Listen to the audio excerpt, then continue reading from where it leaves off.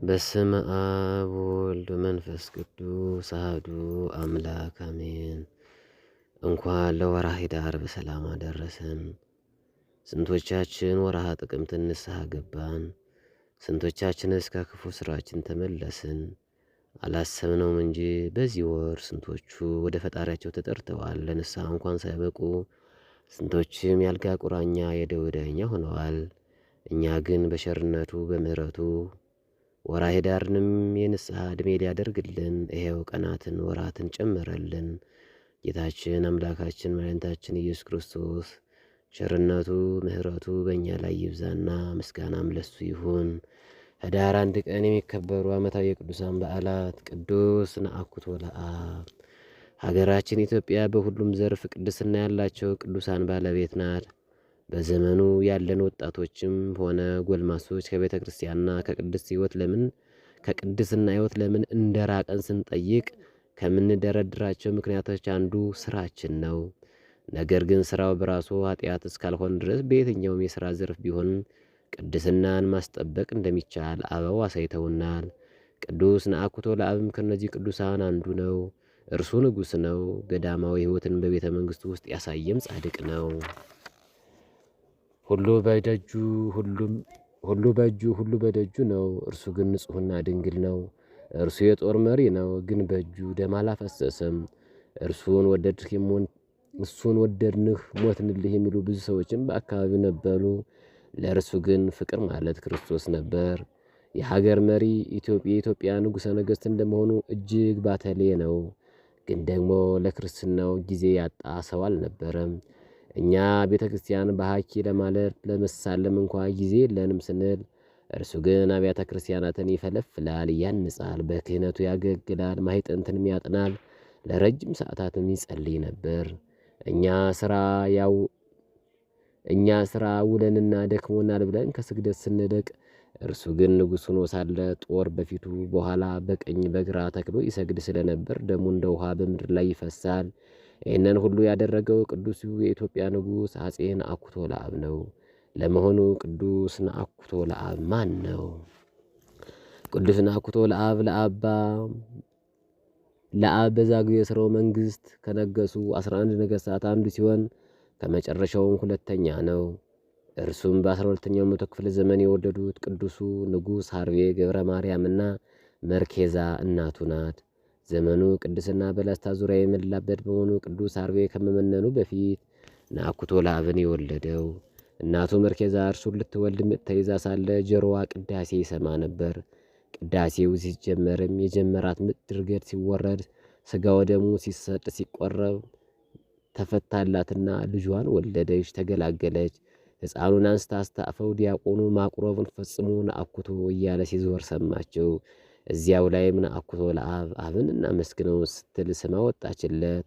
ወዲያው ግን አባቱ ቅዱስ ሀርቤ መንግሥቱን ለቅዱስ ላሊበላ ሰጥቶ በረሃ በመግባቱ ቅዱስ ሕፃን ወደ አጎቱ ላሊበላ ቤተ መንግሥት ውስጥ ገባ።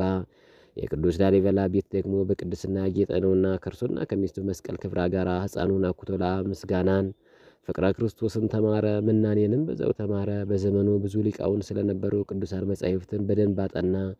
ክህነት ተቀብሎ ቤተ ክርስቲያንን ሲያገለግል ዕድሜው 30 ደረሰ።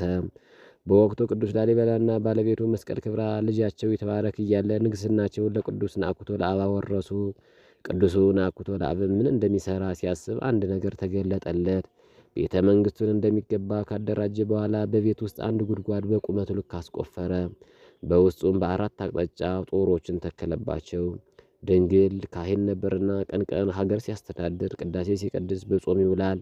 ሌሊት ደግሞ ወደ ቆፈረው ጉድጓድ ገብቶ ያለማቋረጥ እየጸለየ ይሰግዳል። ወደ ምድር ሲሰግድ በፊቱ ያለው ጦር ይወገዋል፣ ቀና ሲል ደግሞ የጀርባው ይቀበለዋል። እንዲህ ያለ የፈጣሪውን ሕማማት ይካፈላል። በተለይ ዓርብ ሲሆን ደግሞ እንባውና ላቡ ተቀላቅሎ ይፈስ ነበር። እርሱ መስቀሉን ተሸክሞ ጌታውን ይከተል ዘንድ መርጧልና። ከተጋሮም ጎን ለጎን ቅዱስ ነአኩቶ ለአብ አብያተ ክርስቲያናትን ያንጽ ነበር። በተለይም በ1211 ዓመተ ምህረት አካባቢ ያነጻት አሸተን ማርያም ልዩ ናት። እርሷን ካነጸ በኋላ ከቤተ መንግሥቱ በደመና ሰረገላ ተጭኖ እየሄደ ያጥናት ይቀድሳትም ነበር። ታዲያ አንድ ቀን አጥኖ ከቤተ መንግሥት መቅደስ ሲወጣ ብዙ ስውራን ቅዱሳን መቅደሱን ከበው ተመለከተ። እርሱም ወገኖች ከወዴት መጣችሁ ቢላቸው መዓዛ ዕጣንን አሽተን መጣን ሲሉ መለሱለት።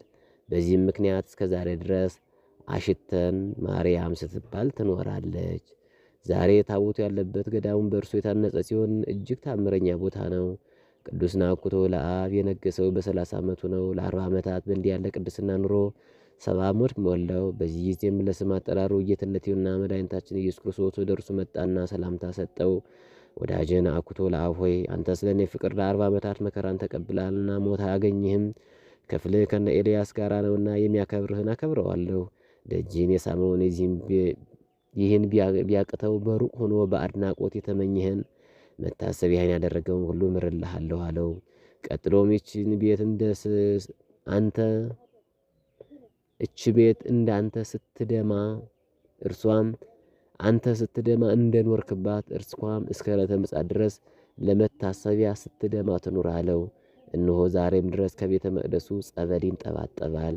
ለዚህ ደግሞ እኛ ኃጥአን ምስክሮች ነን፣ ሳይገባን የቅዱሱን ደጅ ተመልክተናልና። ቅዱስ ናኩቶ ለዓለም የዚህን ዓለም ተጋድሎን ፈጽሞ ወደ ብሔረ ሕያዋን መላእክት ወስደውታል። የተሰወረበት ለስንክሳር ኅዳር 1 ቀን ሲያደርገው፣ አንዳንድ መዛግብት ደግሞ በ3 ነው ይላሉ። በዙፋን ላይም የአጎቱን የላሊበላን ልጅ አፄ የተባረክን ተክቷል። አምላከ ቅዱስ ናኩቶ ለአብ በቃል ኪዳኑ ይማረን። የአምላከ ቅዱስ ናኩቶ ለአብ አምላክ ለሀገራችን እውነተኛውን መሪ ይስጣት፣ ከበረከቱም አትረፍርፎ ይስጠን። በዚህ ዕለትም ቅዱሳን መክሲሞስና ባልንጀሮቻቸው ሰማዕታት ይታሰባሉ። መሞቱን በሚመስል ሞት ከእርሱ ጋር ከተባበርን፣ ትንሣኤውን በሚመስል ትንሣኤ ደግሞ ከእርሱ ጋር እንተባበራለን። ከእንግዲህ ወዲያ ለኃጢአት እንዳንገዛ የኃጢአት ሥጋ ይሻር ዘንድ አሮጌ ሰዎች ከእርሱ ጋር እንደተሰቀለ እናውቃለን። አሮጌው ሰዋችን ከእርሱ ጋር እንደተሰቀለ እናውቃለን። የቅዱስ ጳውሎስ መልእክት ወደ ሮሚ ሰዎች ከምዕራፍ 6 ከቁጥር 5። ድንግል ማርያም ዘሚክያስ ምክድረ ኤፍራታ ዘውለድኪዮ በተድላ ለአማኑኤል በውስቴታ ዘአስቆቆኪ በእንተወልኪ አመ ተሰቅለ በጎልጎታ ተማኅፀንኩ ለእምኪ በክልኤ አጥባይታ ከመ ታድኅነኒ እምነ መዓት ጊዜ ይከውን ሀተታ ሰላም እብል ናኩቶ ለአብ ነጋሲ ምህረተ ወምጽዋተ ለነዳያን እለዘይእሲ ለነዳያን ዕለት ዘይእሲ ወዘረሰ ንብረቱ ከመ ነግድ ወፈላሲ ወሰላም ለሰማዕታት ከመ አርከ ዳዊት ኩይሲ ዘምርኮም በፍኖት አፍራቅያ መላከ ሰማይ ከቀዳሲ ሰማዕታት አፍራቅያ ክቡራን ዘቀደሙ አይምሮ ፊቅጦር ወማንፊዮስ ለምክሲሞስ ማሂበሮ ወናኩቶ ለአብ ጻድቅ ንጉሠ ሰላም ወተፋቅሮ ያብሁነ እሉ ምስለ ቅዱሳን ድርገተ ዘምሮ ሀበ ይዘብጣ ደናግል ከበሮ። በዕለቱ ከተነሱ ቅዱሳን ረድኤት በረከት ይክፈለን። ወስብሐት ለእግዚአብሔር ወለወላዲቱ ድንግል ወለመስቀሉ ክቡር አሜን።